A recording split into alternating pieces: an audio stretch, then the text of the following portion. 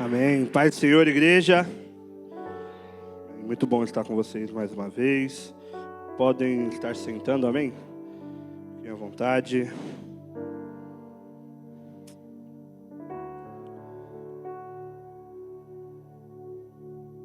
Ontem nós estivemos ali na conferência regional. Quem foi dar um grito? Amém.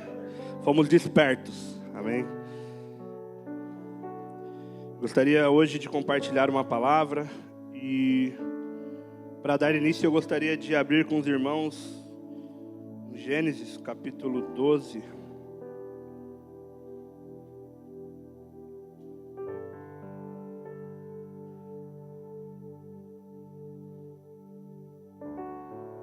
Gênesis capítulo 12, a partir do primeiro versículo.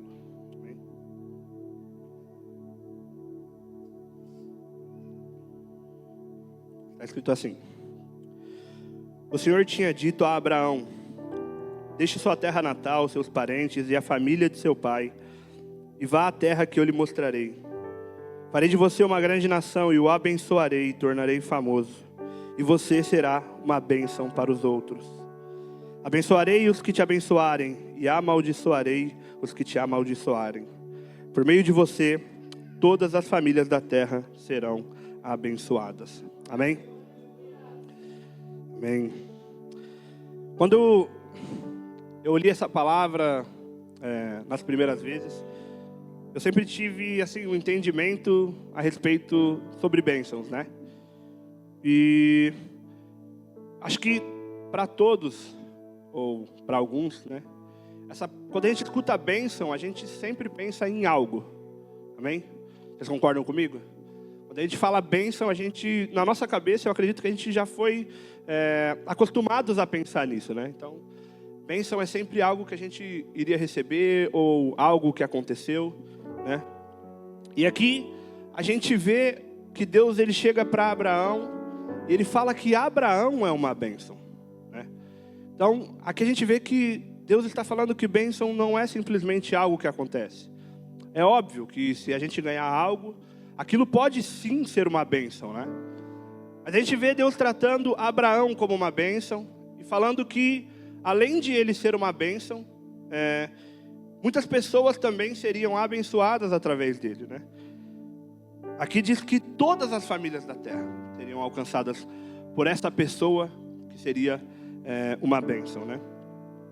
Só que ali em Tiago, no capítulo 4, não precisa abrir, Tiago vai falar sobre amizade com o mundo ser inimizade com Deus, né? E a gente entende que o padrão do mundo, ele sempre vai estar ao contrário do padrão de Deus, né? Então, enquanto Deus ele aqui está falando que Abraão era uma bênção, e ele trata alguns aspectos de bênção, no mundo lá fora a gente sempre vai ser ensinado a pensar em algo, certo? Até mesmo algumas pessoas acreditam que nós precisamos ir atrás de bênçãos, né? E é um pouco estranho esse tipo de pensamento, porque às vezes ele entra dentro da igreja, e até a igreja ela costuma a buscar a bênção, né? Como se nós estivéssemos aqui dentro, porque falta algo para nós, que nós desejamos alcançar. Só que em Efésios, no capítulo 1, Paulo vai dizer que nós já fomos abençoados. Então, meio que cria uma coisa muito estranha para nós, porque muitas vezes a gente entra buscando algo que a Bíblia já disse que nós temos, né? E essa mentalidade, ela tem crescido nos últimos tempos, né? Nós temos visto cada vez mais lugares e pessoas, e lugares se enchendo atrás de pessoas que buscam esse algo a mais, que buscam algo que por muitas vezes nem consegue dizer. Eu já passei por isso, eu acredito que mais pessoas aqui também, mas vocês já passaram por um momento onde você está tudo bem, você está com saúde, a família está bem, mas você sente uma opressão como se algo a mais estivesse faltando, né? Como se você ainda não estivesse completo. E isso é algo que a gente precisa atentar para que a gente possa vencer. A gente precisa entender que o inimigo ele trabalha na nossa mente a fim de colocar esse tipo de pensamento, a fim de colocar esse tipo de talvez orfandade. E para que a gente possa vencer isso, para que a gente possa entender e começar a viver algo diferente disso, nós precisamos entender quando isso começou e quando isso acabou. Porque nós temos uma redenção na cruz. Cristo, ele foi para a cruz para nos dar algo. Só que se por muitas vezes a gente não compreender, né, se a gente não entender o que a gente ganhou na cruz, a gente vai continuar perpetuando esse tipo de atitude, esse tipo de coração, até que a gente compreenda. Em Gênesis 1, a partir do versículo 26, se vocês puderem abrir comigo, a gente vai ver que Deus ele criou Adão. Só que para que a gente possa entender o que Cristo resgatou na cruz para nós, a gente precisa voltar ali e entender o que o pecado nos tirou.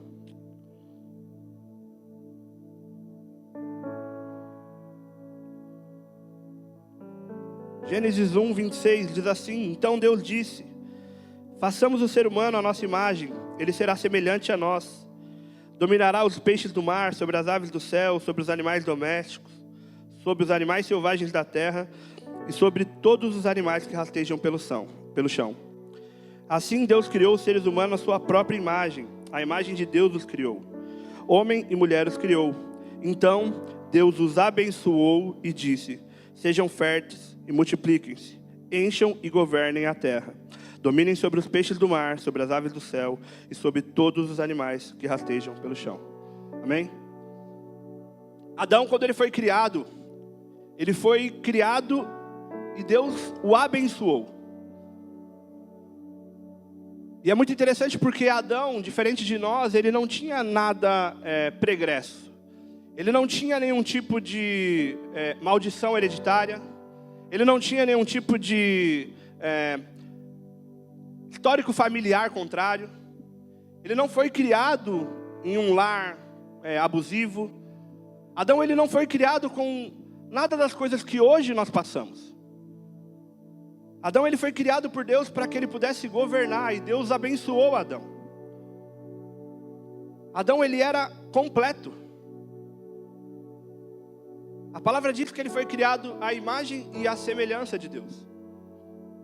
Então era como se Deus fizesse algo aparente a ele. Bem, era uma imagem que era parecido com a semelhança de Deus. Só que nós sabemos da história, Adão ele comeu do fruto e por conta disso o pecado entrou no mundo. E eu fico pensando, o que a serpente conseguiu usar para fazer alguém que era completo e era abençoado a desistir de tudo isso? E a gente vê que quando a serpente ela chega até a Eva e ela vai tentar enganar Eva, uma frase que fica muito nítida é quando ela chega e diz: no dia que você comer do fruto, então você será igual a Deus.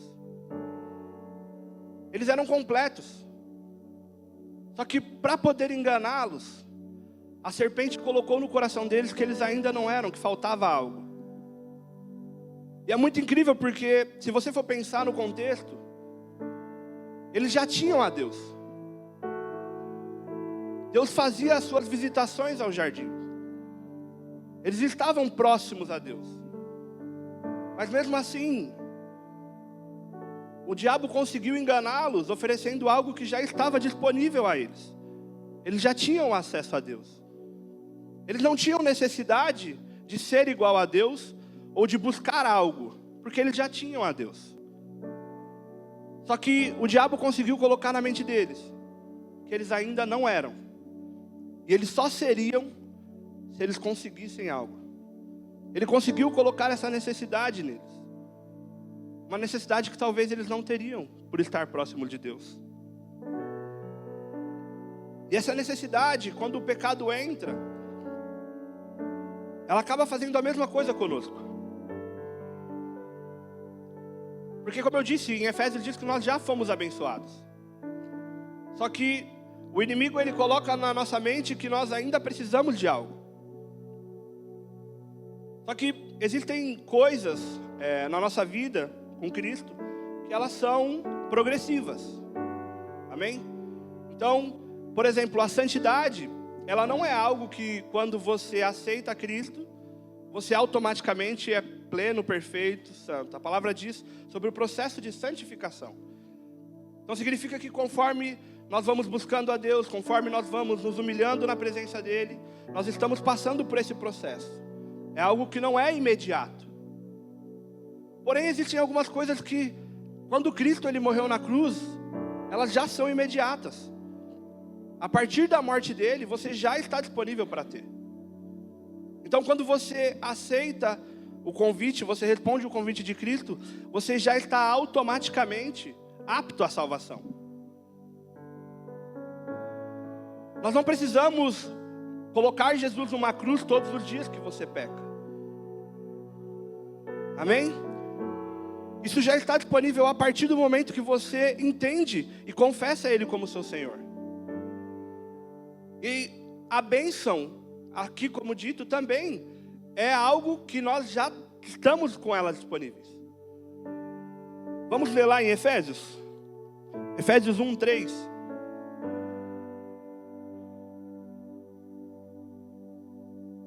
Está escrito assim, eu vou remir o tempo. Todo louvor seja a Deus, o Pai de nosso Senhor Jesus Cristo, que nos abençoou em Cristo com todas as bênçãos espirituais nos domínios celestiais. Mesmo antes de criar o mundo, Deus nos amou e escolheu em Cristo, para sermos santos e sem culpa diante dEle. Ele nos predestinou para si, para nos adotar como filhos por meio de Jesus Cristo, conforme o bom propósito de sua vontade. A palavra diz que você já foi abençoado. Antes mesmo de que você pudesse aceitar Cristo, Ele já estava te aguardando. E Ele já estava com aquilo preparado. Só que quando você aceita o convite de Cristo, não é como o processo de santificação, aonde você olha as bênçãos e começa a correr atrás delas. A palavra diz que nós devemos buscar o reino e a justiça de Deus. E as bênçãos, elas nos serão acrescentadas. Então significa que as bênçãos, ela está na contramão da nossa corrida. Porque se eu vir e busco a bênção, eu deixo a justiça e o reino de lado. E as bênçãos, elas não vão me alcançar. Alguém já viu a polaridade de ímãs? Quando você tenta colocar os dois ímãs e eles começam a se expelir. É basicamente como se nós estivéssemos fazendo a mesma coisa. Nós estamos buscando algo que Deus já nos deu. E isso é o que o inimigo coloca na nossa mente. Ele fere a nossa identidade a ponto de nós pensarmos que nós só vamos conseguir algo se nós fizermos algo. Então você pensa, para que eu possa ter mais tempo com a minha família, eu preciso de um emprego melhor. E aí você trabalha, perde tempo com a sua família. E aí você consegue um outro emprego. Só que nesse outro emprego você precisa de mais tempo para o emprego. E aí você fala, não, eu vou trabalhar então para que eu possa ser chefe. E aí quando eu for chefe, eu vou ter tempo para a minha família. E aí você continua. Quando você vira chefe, mais responsabilidades, você continua sem tempo. É mais ou menos esse tipo de corrida que nós fazemos atrás de bênçãos. A gente entra num fluxo onde nós buscamos algo, só que se não entendermos o que Jesus fez, a nossa alma ela vai sempre querer a mais. Nós nunca vamos estar satisfeitos. Nós precisamos entender que o que nos deixa satisfeitos é a plenitude em Cristo. Enquanto nós estivermos atrás de bênçãos, enquanto nós estivermos nesse entendimento de que nos falta algo, nunca seremos completos. As bênçãos, ela nunca vai conseguir entrar dentro do seu coração e te preencher. A única coisa que pode fazer isso é Cristo. E isso é um dos aspectos que a redenção nos traz. A partir do momento que Cristo ele morre na cruz, no segundo seguinte, nós já podemos acessar a salvação e podemos ser filhos de Deus. E a partir do momento que nós somos filhos de Deus, nós não precisamos de mais nada. Nós não precisamos buscar nada. Nós já fomos abençoados. E é isso que vai curar dentro de nós o nosso caráter de necessidade. É isso que vai curar aquela necessidade de sempre querer algo a mais, de nunca estar satisfeito. Nós precisamos entender que isso é algo intencional do inimigo. Só que não adianta a gente simplesmente ouvir e deixar passar. Nós precisamos realmente agir de acordo com a palavra. Precisa ter uma transformação de pensamento. Paulo fala sobre metanoia, mudança de mentalidade. Nós precisamos olhar a palavra e entender que isso já aconteceu, é concreto. Se você tem a Cristo, isso já está na sua vida.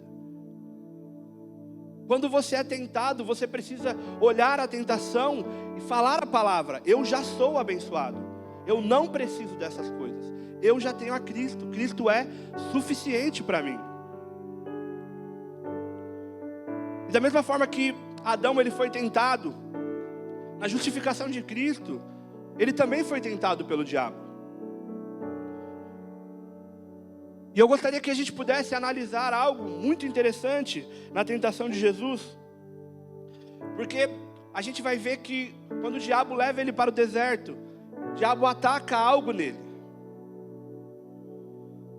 Mateus, no capítulo 4, a partir do versículo 2, nós vamos entender a respeito de o que o diabo fez para tentar Jesus, assim como ele fez com Adão e Eva.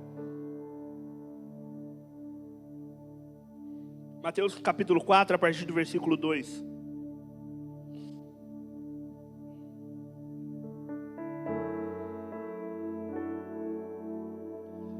Está escrito assim: e tendo jejuado 40 dias e 40 noites, depois ele teve fome. Chegando ele, o tentador disse: se tu és filho de Deus, manda que essas pedras se tornem pães.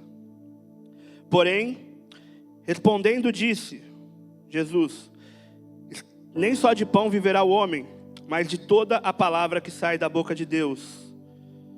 Amém? Só até aí. Quando o diabo ele chega até Jesus, ele diz: se você é realmente quem você diz que é, pega essas pedras e transforma em pão.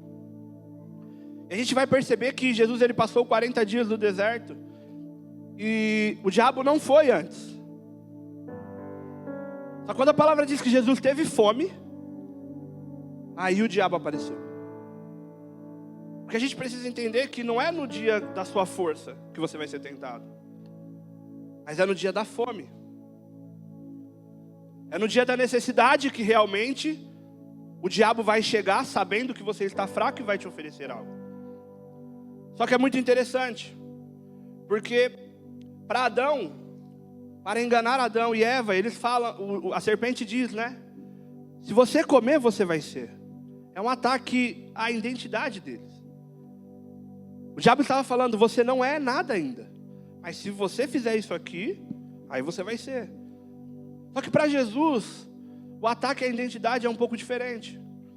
Porque ele diz assim: se você realmente é o Filho de Deus, então use o seu poder para suprir a sua necessidade. Se você realmente tem o poder que você tem a autoridade que você tem, então faça com que o seu poder te abençoe. Faça com que ele devolva algo para você. Jesus responde: nem só de pão viverá o homem, mas de toda a palavra que sai da boca de Deus. O que Jesus respondeu é basicamente assim: o que eu sou precisa estar de acordo com a vontade de Deus. Eu não posso utilizar do que eu tenho para que eu procure bênçãos. Eu não posso usar algo para suprir a minha necessidade. O que eu sou em Deus, o que me alimenta, O que supre a minha carência e as minhas necessidades é cumprir a vontade do meu Pai. É ser alimentado pelo que sai da boca dele. E é isso que está disponível para nós. É isso que ele veio nos entregar na cruz também. Só que realmente nós precisamos ter essa convicção de quem nós somos. Porque senão o inimigo ele vai continuar entrando na nossa vida e falando para nós as mesmas coisas. Será que você é filho de Deus mesmo e está passando por necessidade? Será que Deus escuta as suas orações, sendo que você está com choro? Será que você realmente está com Cristo, sendo que você tem esse tipo de pensamento? E é isso que nos faz a cada vez mais, sem entender quem somos, ficar como os órfãos à procura de algo que nós já recebemos na cruz. Cristo ele veio renovar em nós esse caráter de ser um abençoador. Assim como nós lemos que Abraão seria para nós, Cristo ele veio renovar em cada um de vocês isso. A partir do momento que nós aceitamos a Ele, está disponível para você não mais ficar atrás de bênçãos, mas sim entender que você é um abençoador, porque você já foi abençoado. E é muito interessante a gente analisar a vida de Cristo através dessa ótica. Porque veja bem, os milagres de Jesus eles foram inacreditáveis. Só que quando eu era mais novo e eu li a Bíblia, existiam alguns milagres que Jesus fez e alguns relatos que a Bíblia falava sobre Jesus que eu não compreendia. Porque, imagina só, eram milagres, curas. E às vezes tinha alguns relatos um pouco diferentes. Então, por exemplo, quando a palavra fala sobre o milagre de Caná da Galileia, por muitas vezes, quando mais novo, eu ficava pensando, sobre esse milagre. Por que disso está relatado na Bíblia? Qual que era a real importância? Porque eu não conseguia compreender. Eu não vou falar especificadamente sobre esse milagre, mas sobre um padrão na vida de Jesus. Porque, como eu falei, Jesus, ele era alguém extremamente virtuoso, extremamente abençoador. E alguém com esse caráter abençoador, quando ele chega no local, o local ele se transforma. Então você imagina só, naquela época, o casamento ele era por vários e vários dias. E segundo estudos, quando você acontecia algo igual aconteceu, quando você preparava um casamento e o vinho se acabava, ou a comida se acabava, você traria então uma vergonha para si, e para o pai da noiva no caso. E aí eu fico pensando, imagina o pai da noiva, que acabou o vinho no casamento da filha, ele não tem como conseguir mais vinho, seria uma vergonha para ele. Mas que sorte que ele tinha alguém no casamento, que era um abençoador. Alguém virtuoso que, independente da situação, você chegaria nele e encontraria virtude. Então, quando eles chegam e falam que o vinho tinha acabado, Maria pensa, mas Jesus está ali. Vai lá, fala com ele, leva os meninos ali. E Jesus fala, tudo bem, traz, põe água aqui. O problema está resolvido. Aqui tem alguém que é virtuoso, alguém que é abençoador. Existe alguém aqui que a situação, ela não vai dizer o que vai acontecer a partir de agora. Porque existe alguém que quando você chega nele, independente da situação, você vai encontrar virtudes. É por isso que quando Jesus ele chega no barco e os discípulos estão desesperados, ele consegue acalmar a tempestade. É por isso que quando os discípulos estão totalmente desesperados, ele está na parte do barco dormindo. E Quando ele acorda, ele fala: calma, gente, eu estou aqui. Vocês podem estar passando por algo, mas eu tenho de Deus uma resposta. Quando Paulo ele diz: tudo posso naquele que me fortalece, é porque ele também entendeu isso. Ele entendeu que não são as coisas que acontecem na vida dele. Ele diz: eu posso passar fome, eu posso ter fartura, eu posso todas as coisas. Porque ele compreendeu que as atitudes que ele toma é que vão determinar as situações. É por isso que Paulo, ele consegue, mesmo preso, ele consegue escrever grande parte do evangelho que nos abençoa até hoje. Porque Paulo, ele conseguiu compreender que ao ser um abençoador, não é a situação, não é o ambiente, não são as coisas que ele passa, não é quem está atacando, não é se ele está preso ou livre. Ele pode ser um abençoador naquele lugar. E nós precisamos entender isso. Nós precisamos que isso realmente transforme a nossa mente. Nós precisamos entender que assim como Paulo foi, assim como Jesus foi, isso está disponível para você hoje. Você pode sair daqui dessa maneira. Você pode sair daqui entendendo que você não precisa mais buscar algo, você já recebeu. Você pode entender que, mesmo que na sua vida,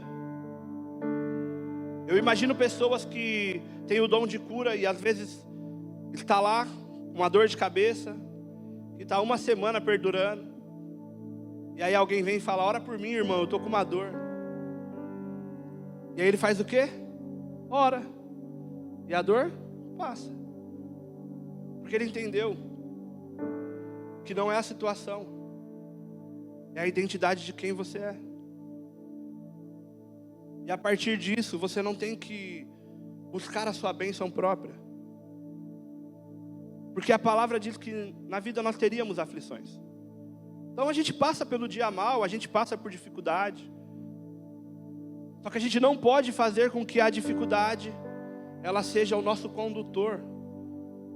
A gente não pode fazer com que as dificuldades ela nos movimente.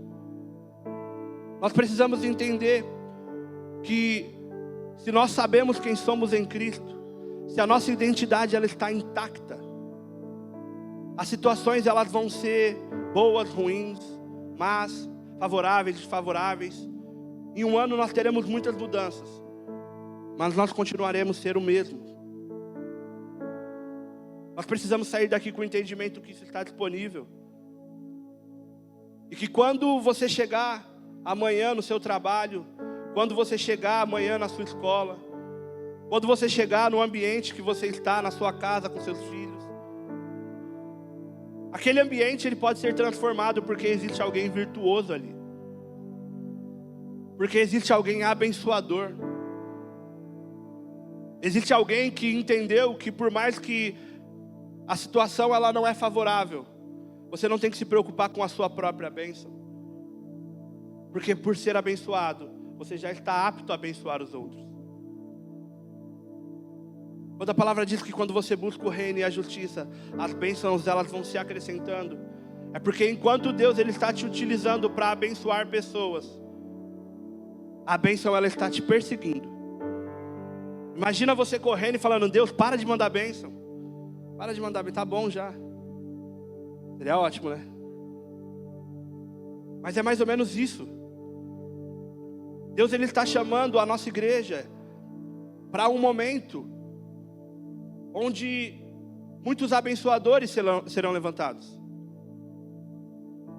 Porque imagina só, Paulo, ele conseguiu converter quase o mundo todo. Uma pessoa.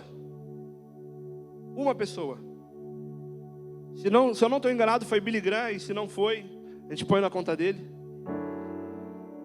Que disse que se Deus desse para ele 10 homens de caráter, que amassem a Cristo, Ele transformaria o mundo. Olha para o seu lado. Tem mais de 10 pessoas aqui? Tem bem mais de 10, né?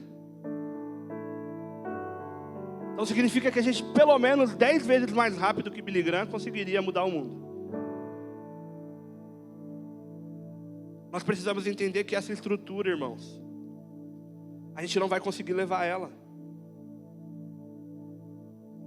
Segunda-feira eu não vou conseguir armar um espaço bonito desse na frente da minha fábrica. Eu não vou conseguir fazer uma ceia bonita com essa mesa linda. Eu não vou conseguir levar a equipe de louvor junto comigo para a fábrica. Mais ou menos. Dependendo da fábrica, realmente, dependendo da fábrica dá. Mas a gente não vai conseguir movimentar essa estrutura e carregar ela nas costas conosco. Israel, enquanto eles estavam a caminho da terra prometida, eles pegavam as tendas, armavam as tendas, e aí quando eles precisavam se movimentar para algum lugar, eles desmontavam todo o acampamento e carregavam eles consigo. E aí quando eles paravam, eles movimentavam de novo. E ali a presença de Deus estava. E aí quando eles precisavam ir mais uma vez, eles desmontavam todo o acampamento e iam carregando a presença de Deus com eles durante a caminhada, e montavam outro acampamento, e ali a presença de Deus estava. Só que hoje em dia nós não podemos e nem precisamos fazer isso. Sabe por quê, irmãos? Porque o templo hoje é você. Hoje o templo é você. Então quando Deus ele te manda para um lugar, independente se ele é bom ou ruim, é como se espiritualmente nós estivéssemos desmontando tudo isso daqui, levando para aquele lugar, e ali a presença de Deus está. E aí quando você vai para outro lugar, é como se no mundo espiritual tudo estivesse sendo desmontado novamente. E aí quando você para naquele lugar, a presença de Deus está. Vocês conheceram a minha mãe, ela veio em dezembro, ficou aqui até o final de fevereiro. E minha mãe, ela tem assim, eu tenho testemunhos com a minha mãe muito engraçados. Porque a minha mãe é daquelas irmãs do coque. Só que, além de ser daquelas irmãs do coque, minha mãe não tem vergonha nenhuma. Minha mãe não tem vergonha nenhuma.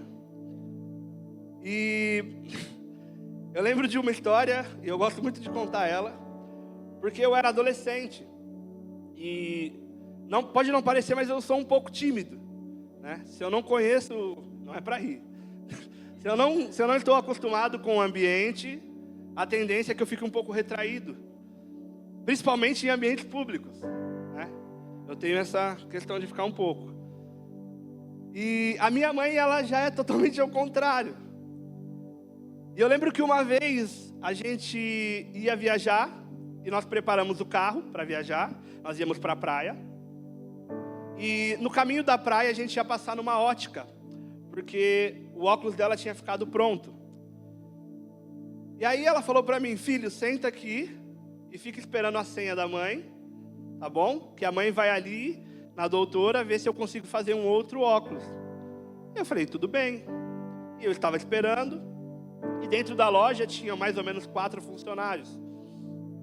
E quando chegou a minha senha, eu liguei para ela, falei, mãe, tá pronto o óculos, vem aqui buscar. E quando ela foi pagar, ela olhou para a moça do caixa, e ela falou para a moça do caixa: você está triste. E aí a moça do caixa tomou um susto muito grande. E aí ela falou assim: Deus está mandando avisar que é aquela amizade. Você sabe qual é. Ela te feriu, não feriu? E a moça do caixa, ela começou a chorar.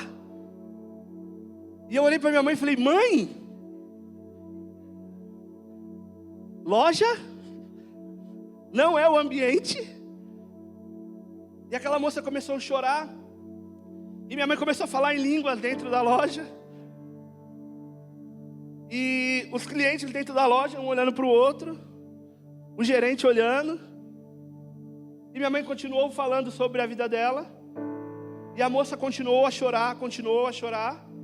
E aí a minha mãe fez o ápice do que ela poderia fazer para que eu quisesse entrar dentro de mim mesmo. Ela tirou a mulher da loja e falou: vem aqui que eu vou orar por você. E ela levou essa mulher para a porta da loja, que era uma avenida. E aí pessoas passando, carro passando, a mulher chorando, todo mundo olhando. E eu, como todo bom filho, com aquela cara de paisagem. E minha mãe pôs a mão na cabeça da mulher e começou a orar por ela, na frente de todo mundo, no meio da avenida. E eu gosto muito de contar essa história, irmãos, porque eu, na minha adolescência, na minha vergonha, eu achei que aquilo era algo demais. Minha mãe poderia convidar ela para a igreja, que talvez o pastor poderia ter dado uma mensagem para ela no domingo, que talvez aqui na comunhão ela poderia ser curada. Isso foi o que eu achei. Mas aquela mulher achou virtude. Aquela mulher, ela estava passando por uma dificuldade. E graças a Deus pela falta de vergonha da minha mãe, porque a partir disso aquela mulher, ela conseguiu encontrar virtude.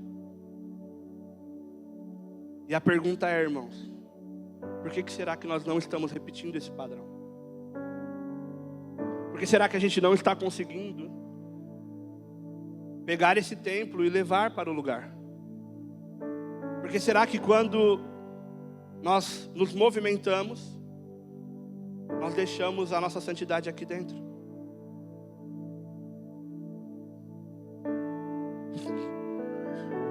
A igreja, ela tem sido quase como um depósito de santidade. Como se nós viéssemos aqui, nos vestíssemos na porta,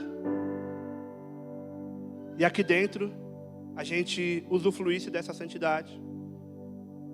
Ao sair da porta, a gente deixa ele ali na biblioteca. Não deixa na biblioteca não, porque vocês conhecem a Isa, né? Livraria, perdão. Não é biblioteca, é livraria. Como se nós deixássemos ali na frente, e a gente não carrega mais o templo nos lugares onde a gente vai. É muito interessante porque eu ouvi um pastor falando há um tempo atrás que Cristo, ele é o cabeça da igreja, mas nós somos os pés e as mãos. Cristo, ele não vai alcançar o seu colega de trabalho se você não tiver esse entendimento.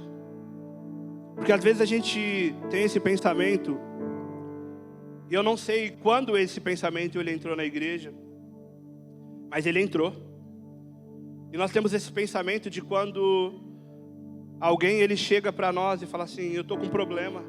A gente pega o problema e devolve para Deus. E ele fala assim: ó Deus, seu filho está lá com problema, vai lá cuidar dele. E Deus, ele está falando: filho, eu mandei você. Eu já estou lá através de você. Eu já fui. É você que não está deixando espaço para que eu trabalhe. Isso, irmãos, precisa entrar na nossa mente e no nosso coração. Isso precisa fazer parte do nosso entendimento. Isso tem que estar intrínseco dentro de nós. Nós temos que acordar de manhã com esse senso de identidade. Acordar de manhã e entender: agora eu estou desmontando as barracas, eu estou desmontando as cortinas, eu estou pegando a mesa, eu estou pegando as coisas, e eu estou movimentando o templo para o lugar onde eu vou. Porque aquele lugar ele não vai encontrar mais uma pessoa órfã, sem identidade, que está precisando ser abençoada, com uma mentalidade de consumo, onde a gente chega nas nossas relações e quer o que a pessoa tem para nos oferecer.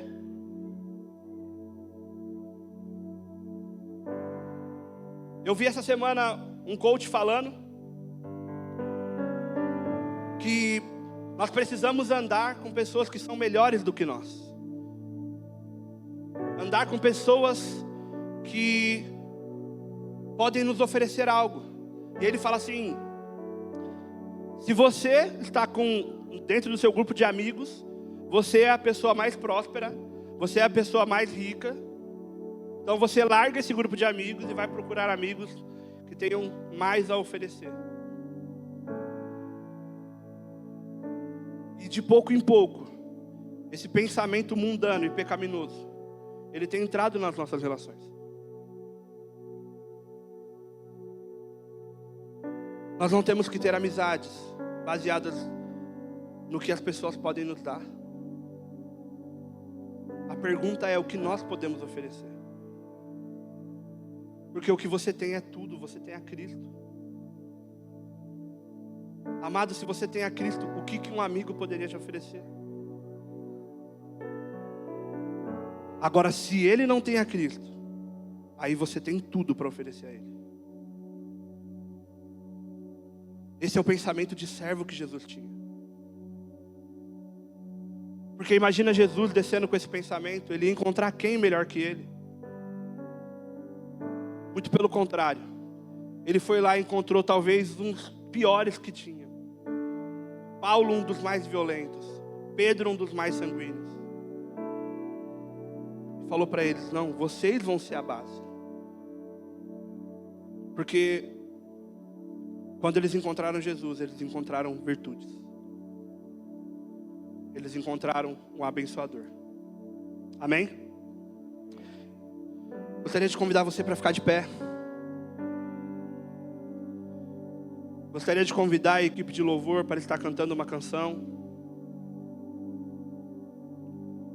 E neste momento eu gostaria de um tempo de reflexão. E um tempo de entrega da sua parte. Que a gente pudesse olhar para dentro de si e primeiro entender: será que o inimigo conseguiu colocar no meu coração que eu estou precisando de algo? Será que ele conseguiu ferir a minha identidade a ponto de que eu acordo pensando no que eu preciso? Será que nós temos sido esse abençoador? Será que nós temos realmente levado virtudes aonde a gente vai? Enquanto eu oro, eu gostaria que você refletisse. Será que o seu trabalho tem encontrado um abençoador? Será que o seu chefe tem encontrado um abençoador? Seus amigos? Será que o seu marido ou a sua esposa, no momento onde vocês se desentendem, ele tem encontrado virtude? Como tem sido as nossas relações? Então eu vou te pedir que feche seus olhos. E eu vou estar orando, mas eu peço que você também ore. E realmente, irmão, é como eu disse, isso já foi entregue para você na cruz. Se você ouviu essa mensagem e pensou: não dá, é porque você talvez esteja esperando que Cristo vai morrer de novo. Ele já entregou para você.